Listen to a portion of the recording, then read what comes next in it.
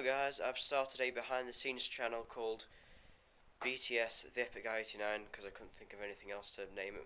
Basically just means behind the scenes of The Epic Guy 89. Just want to show you the cameras and stuff I use.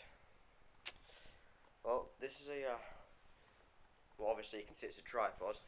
I use my DJ Hero table as a quad pod until I got that for about 35 quid, or 65 instead of about 180. I've been given a quad pod as well, you know, the sort of ones that you can, you know, bend in any shape you want and all that. Just a minute. Let's get back to normal. Okay. Well, this is basically the tripod that I use now. This is the camera that I use for all my movies, even though the one that I'm using now is full high def, and this is well, the silver one is standard definition. But the file that I use that's in this camera for some reason is not compatible with any editing softwares. Computer's about to go off just a sec. Yeah, and right, and so I've had to use this camera for all my movies at the moment. Let's talk about my tripod for some random reason. It is obviously extendable, but it's at full mast or mast. I'll just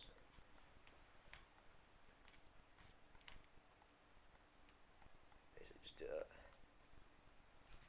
That looks it. I can get it fully down there. I can just get it slightly the way up, and then just, you know, re-screw it back on. Yeah. Well, it's quite a simple camera that I usually use for my movies, because this will basically just, you can just turn on, obviously like that. Yeah, 640 is fine, it's not available because the memory card is in the computer editing another video for you guys. So, yeah, the battery's still in it, but everything else isn't. So basically, this channel will basically be for me just to show you how I make my videos and what happens basically when the cameras when the cameras have been turned off on my other channel. You'll sort of still be able to see what happens, sort of, you know, behind the scenes. I look retarded and stupid, but you know, I have no idea what to say. I'm just making it up as I go. Well, yeah, seriously, I have no idea what to say. Yes, you can. This is going to get a bit like James May style here. You can. I'm not going to do it because it'll wreck the height of it, obviously, and it'll just not. I won't be able to get it to stand up properly again. You can untwist those, shorten the legs, raise them, or lengthen them, get them longer or shorter on all three for some reason.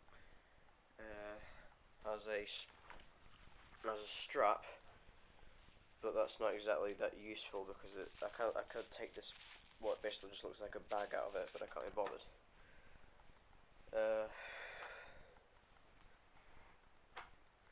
Yes, this bit on the top with the cameras, that is swivelly as well. And yeah, you can, that is sort of 360, if we can get it to focus. That is 360 degrees, so you can bend it on that ball like all the way around, you know. That's how I focus. And basically, and because usually if I want to take the camera off the tripod, what I have to do is this, which does take quite a while. So we stick it back on. This is about a minute to get it off because of twisting takes ages. What I prefer to do is basically, oh god, get it out to the right position, is to do this. Click that, and then, yeah, click that. Take the camera straight off with the slidey bit underneath, which is quite useful because then you'd have to spend literally like the rest of time just trying to get it to twist on and off. Then to put it back on, if I can get that on camera, stick it on there. Yep. Okay, see that? click it back on, and then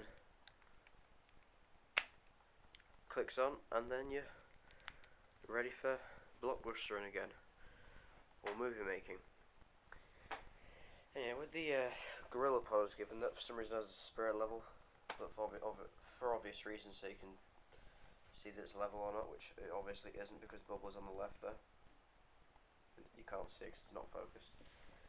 But it's quite a useful kind of failed tripod, this, because basically you just stick it on the end of, you can't even see it because the camera's too zoomed in, stick it on the end of there, then it's just like, just trying to get this on. Yes. This just looks awkward now. So I'm just grabbing some things and going, oh. Well, there we go. That's a failed attempt at trying to get it to stick on. Yes, that is also flexible as well. Yeah. Take the top off that as well, but I can't be bothered. Anyway, if preview of my channel with no videos on at the moment. This is basically it at the moment. Take that off.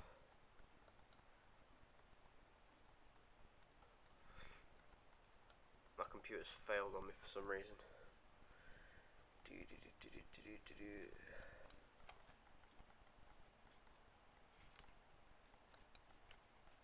Fine, it's sorted. Right. Basically, my channel there, BTS, the Epic IT9 behind the scenes. No videos available. I've chosen a picture of death for my picture because for some reason all the pictures that I've took of me and the tripod from this or that camera that you're watching me through is not compatible with any picture programs like Photoshop. So I cannot edit a good photo and stick it on there because it's bigger than 2 megabytes. And before you think, or before you say that I could have just used a basic stock photo that I've just taken from a camera straight away. That doesn't work either. It used to, but for some reason it doesn't anymore. It's really pissing it off. Bit of S8 randoms there. Well, basically that's it. No channel views and no upload views because I'm completely unknown to the YouTube community at the moment.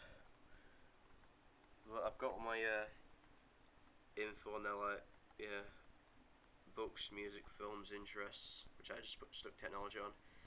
University, college, school, other companies, occupation, and you know, you get the message. Basically, I've only just started this channel today, which I've probably said before, but I don't remember. That will be I'll say it's for like a third time or a second, I don't know. Posting videos of basically me standing next to this camera and sort of jumping around in front of it because that's what I usually do in all my shots, which I edit from my movies. And annoyingly, my Corel video editing studio stuff, the 30-day trial thing they use for my video editing, has ended. And it's only 80 quid. But yeah, Connor Spearing keeps telling me to get on Facebook Sony Vegas 10. Tried that, it's terrible, Connor. The screen is like way too small, so you can't tell if your video is going to be full screen when you upload it to YouTube, unless you output it as an HD 1080p video or 720p HD, whatever. But with Corel, you have an option to basically have your footage as in a very small square in the middle of a big black screen. Then it basically types the footage and you can expand it to fit the whole screen. Or if you want it to or if you want it to look like a movie, you can just sort of crush the top and bottom ends and expand out the sides. It looks like widescreen 235, just like a movie. Bit of Freddie Wong there. And yeah, about 9 minutes 35. Well, anyway, guys, yeah, just check out this channel if you could. I'll stick a link to it on the Epic Guy Tonight, my main channel, and check it out in some time. But I'm gonna have to wait because I've only got like about 80 videos only. That's quite a big amount of videos for a novice filmmaker. Anyway, yeah, check it out. I'll stick a link on my main page.